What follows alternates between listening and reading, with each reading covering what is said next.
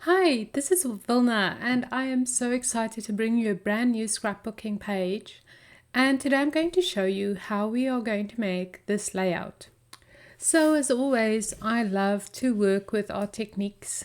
And for this page, I decided because I haven't been scrapbooking for so long, just to make it simple and something that I've used so many times, So I gave myself the home advantage, so to speak. And I'm using light molding paste that I'm scraping through a stencil. So in this little series, I'm going to make 4 layouts and I'm going to use the same technique on all 4 of them. But I want to show you over the course of the next few weeks how different the outcome is. So that's a very interesting concept to use the same thing. You can see that I'm spreading the light molding paste through just the middle of the stencil so that I don't have that line that announces the end of it so profoundly. And on this layout, I'm just doing like 3 little spots. So just a little bit of texture on the page, not a whole bunch. And now I'm going to paint with it. So this is inks from back in the day. It actually tells you how long I've been scrapbooking. It's from October afternoon, and I don't think you can find them anymore. And I'm wetting my brush as I'm painting over the light molding paste, which is now dry.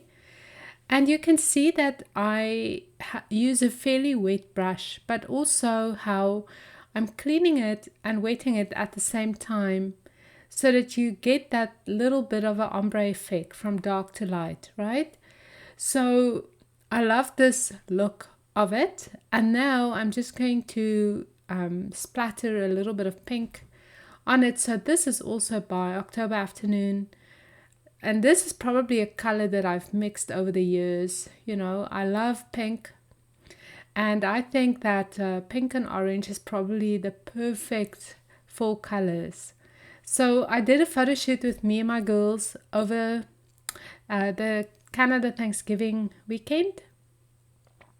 And I'm just so happy and excited to be scrapbooking those pictures. Actually, when I ordered them, I had a little... I actually did have butterflies on the pit of my stomach just thinking about scrapbooking again.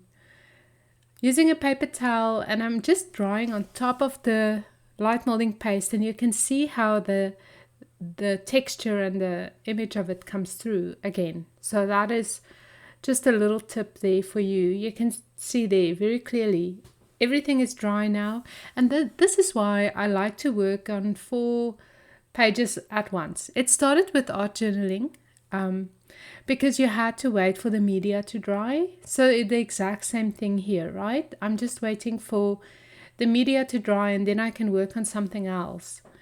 So I think in total this page took me about 13 to 15 minutes from beginning to the end of before I mounted it, right? And then I had to mount it on background paper and I had to do my journaling as well.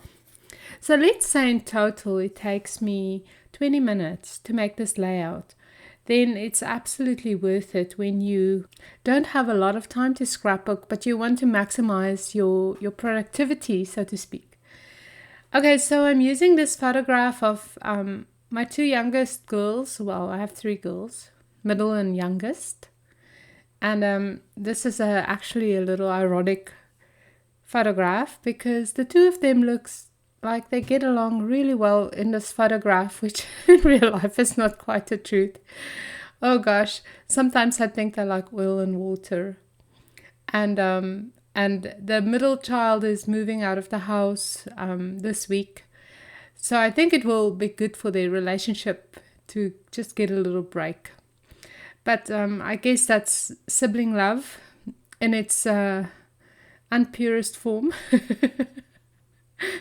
Which is interesting because I never had, my brother is 10 years older than me, so we never fought, except when I was little. I couldn't stand him, but I've never known that, so it's new to me in a way. Okay, so I want to use the little imagery of the frame. These frames are from my mini class 2. The soul food, or no, Be Kind collection, and now I'm thinking, okay, what do I do? So I'm going to cut my photograph a little smaller in the length of it, or the height of it, and then I'm going to mount it again on white cardstock because I like the white border. You can see that my Fiskars cutter is, the blade keeps falling out, so I'm probably going to at some stage look at a newer version. I really used my stuff up, so I don't feel bad to substitute it now and then, especially because I use it all the time.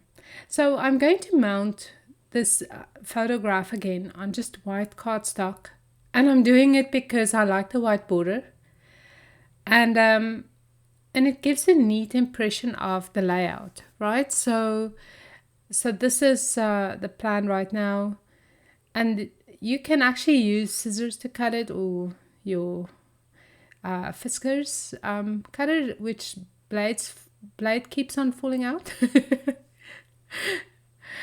But anyway, it's just so good to be back scrapbooking. You know, I miss the creative part of it, but I also miss the memory keeping part of it. So this is the first time that I've scrapbooked in my new little creative space, and I love this little space. So it's the smallest scrapbook room I've ever had, but I'm not complaining one bit.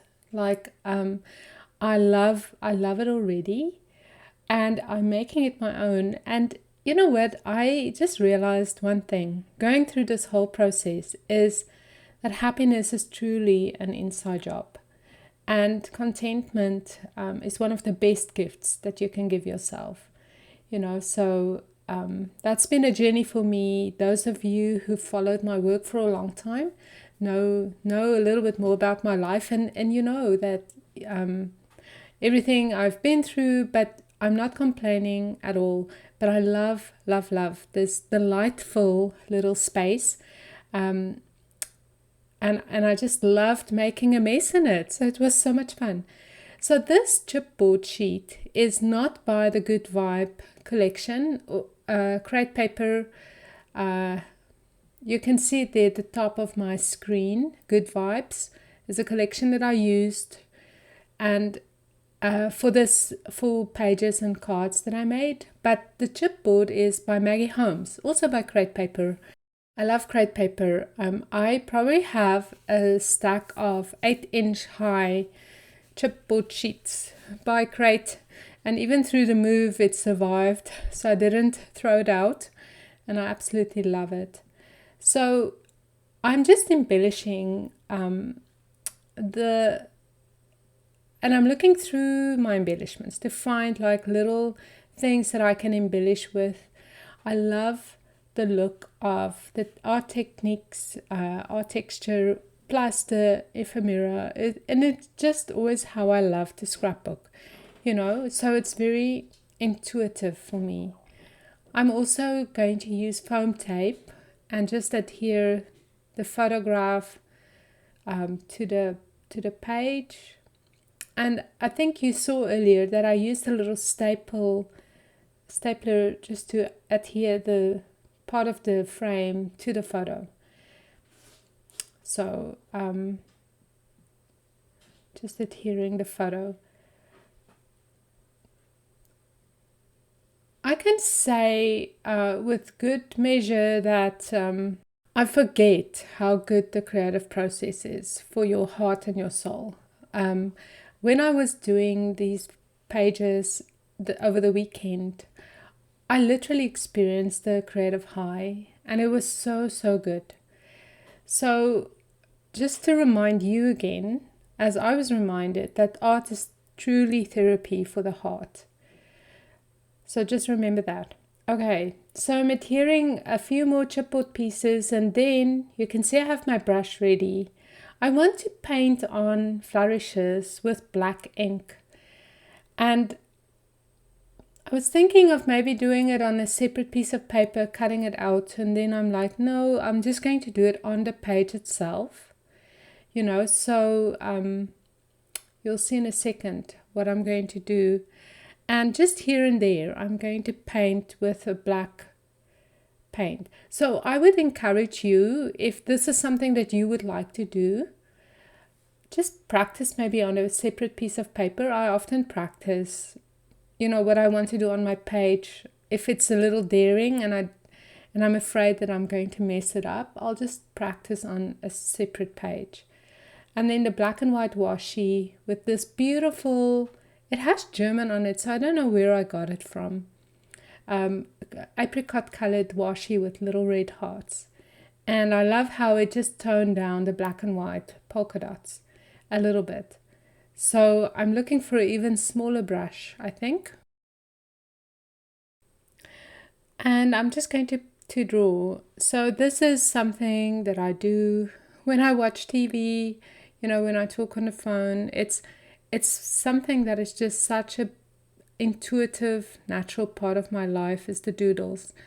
And I would really encourage you, if this is something that you want to do, is just start somewhere, you know. What I love about the paintbrush is that the lines are not uniform. So I like it when the lines look a little bit more painted, you know, so thick and thin combined on one image, just like there. I just absolutely love it.